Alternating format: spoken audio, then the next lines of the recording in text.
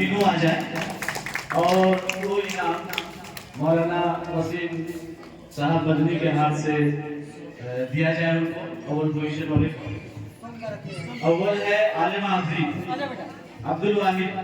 इस प्रोग्राम में अब्दुल वाहिद साहब के बच्चे और बच्चियां ज्यादातर लगता है मेहनत करी है और मेहनत किए उनके पीछे। ये है आलिमा आफरीन, छोटी सी बच्ची है लेकिन अव्वल पोजीशन हासिल करने वाली है। आप लोग ताली बजाइए इसके लिए, ताली बजाइए। मदनी साहब के हाथ से इनको इनाम मिला। हम लोग दुआ करते हैं कि जिन बच्चियों को नहीं आए उसको दो के लिए है सरिश्ता खातून। कौन है सरिश्ता? सरिश्ता खातून मुबारक अली। तो सरिश्ता मुबारक अली मौलाना क्या नाम है इसका?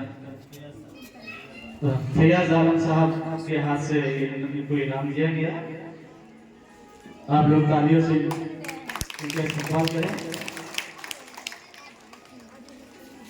इसी तरह से सॉन्ग पोजीशन के लिए है महनाज खातून अब्दुल जब्बार। महनाज खातून अब्दुल जब्बार मौलाना अब्दुल वाहिद साहब के हाथ से इनको इनाम दिया जाए।